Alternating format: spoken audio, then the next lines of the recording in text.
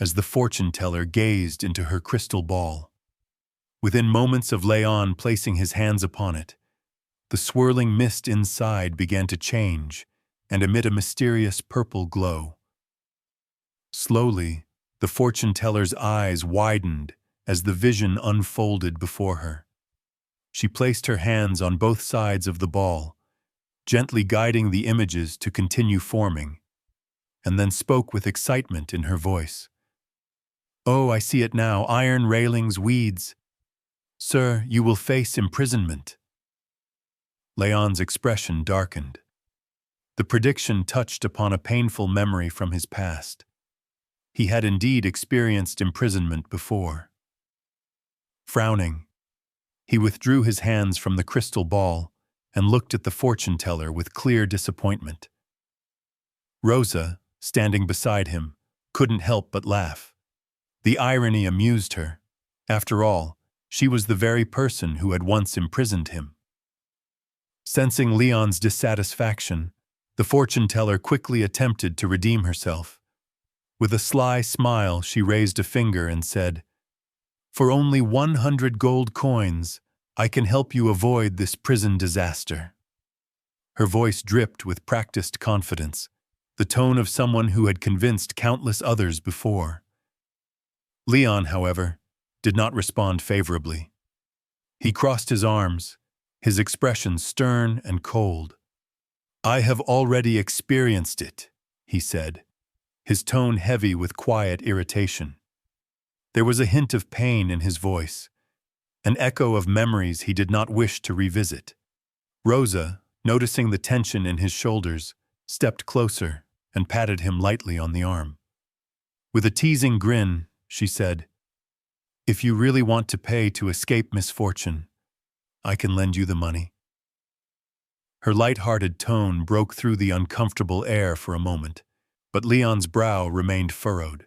With visible irritation, he stood up from his chair. The wooden legs scraped against the floor, the sound sharp and final. "Let's go.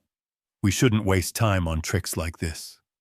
Rosa nodded and followed him, her long silver hair glimmering faintly under the crystal light as they made their way toward the exit.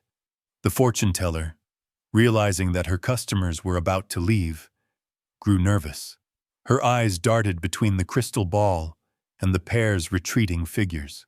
She looked back into the orb desperately, hoping for something, anything, that might make them stay. Suddenly, her face brightened. Her hands trembled as she gasped. "Wait! Don't go yet! I see something else!" she cried out. "You will have children in the future. Many children. I swear it's true."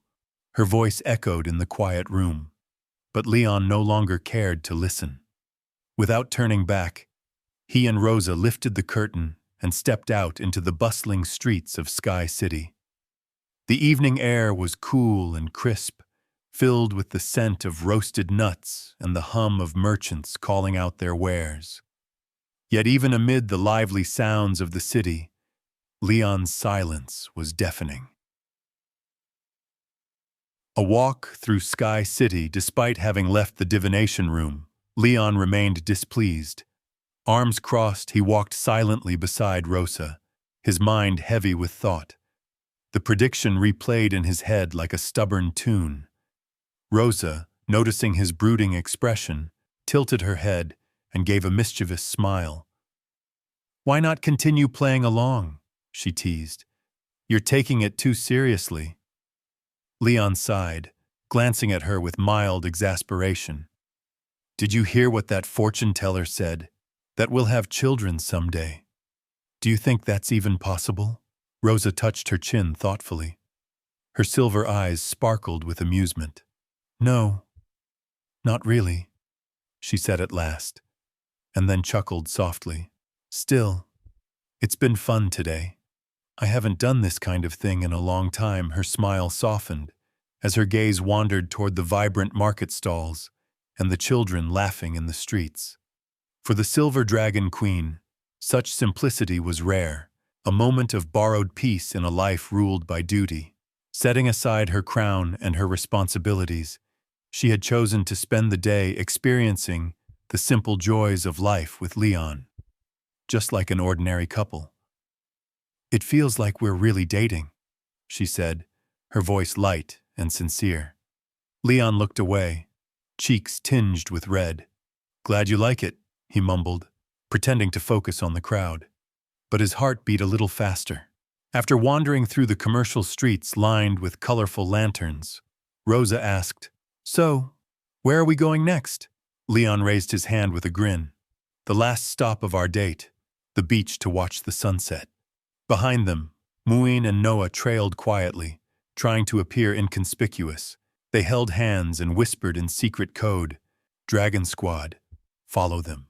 Their guardian Anna followed close behind, keeping a watchful but gentle eye.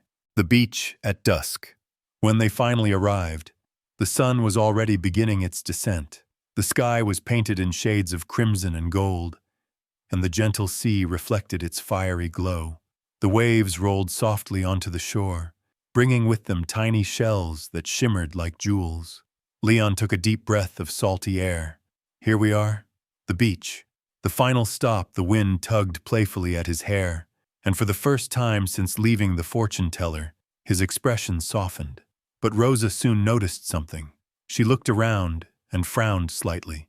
"The atmosphere here feels a bit too intimate."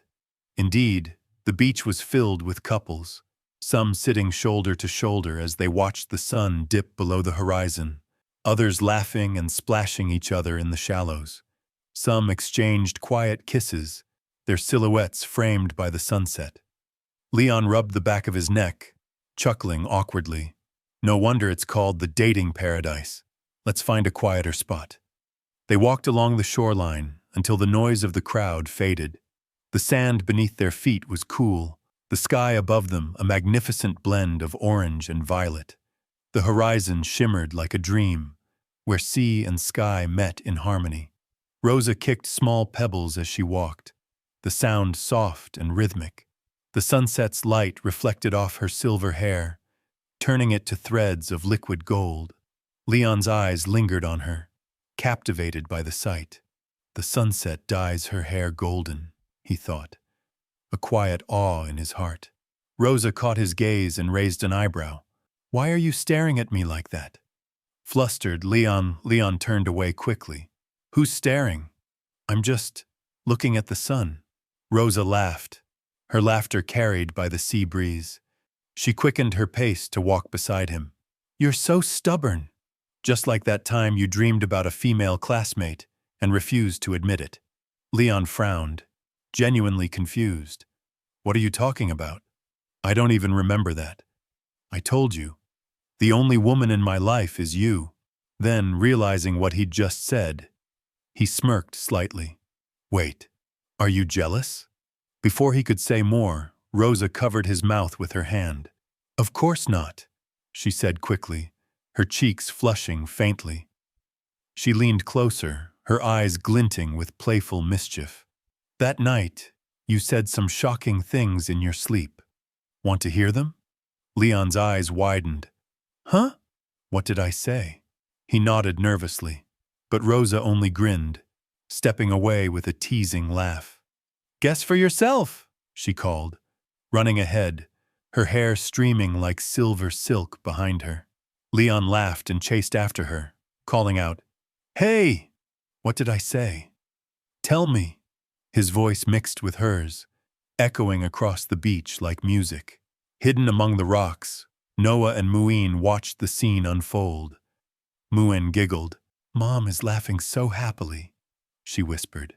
Noah smiled wistfully. "If only I had my camera," she sighed. Anna, watching over them, placed a gentle hand on Noah's shoulder. "It's not a pity," she said softly. "Her Majesty once told me that for the Dragon Clan, whose lives are long, fleeting moments like these are the most precious. They are meant to be remembered in the heart, not just in pictures." The kiss, beneath the sunset. Out on the beach, the playful chase turned into a splash of seawater. Rosa cupped her hands, scooping the cool waves and throwing them toward Leon. "Take that!" she shouted gleefully. Caught off guard, Leon sputtered as water splashed across his face. "Damn it, she-dragon!" He laughed, brushing the salt from his eyes. Rosa dodged backward, still giggling, but the wet sand betrayed her. Her feet slipped, and with a startled cry, she began to fall. "Be careful!" Leon shouted, dashing forward. He caught her just in time, wrapping one strong arm around her waist and pulling her against him. Their bodies collided softly, and Rosa's breath caught. The world seemed to pause. The wind, the waves, even the cries of seagulls faded away. Her cheeks flushed bright pink as she looked up into Leon's eyes. For a heartbeat, neither spoke. The warmth of his hands, the closeness of his breath, it was almost overwhelming. Leon's pulse raced. The softness of her hair brushed against his face, carrying the faint scent of sea and sunlight.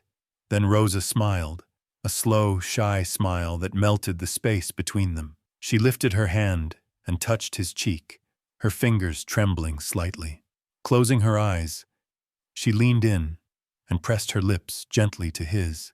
The sunset wrapped them in its golden embrace, painting their figures against the glowing sea. The kiss was soft, fleeting, but it carried every unspoken emotion of the day. The laughter, the teasing, the quiet affection growing between them. From a distance, Anna crouched behind Noah and Muin, quickly covering their eyes. "Children shouldn't see this," she whispered, her tone both amused and exasperated. The two youngsters blinked in confusion, not entirely understanding, but perhaps it was better that way. As the last light of day sank beneath the horizon, the waves continued their soft rhythm. The laughter had faded, replaced by a peaceful silence, and the warmth of that moment settled deep within their hearts, something neither time nor duty could ever wash away.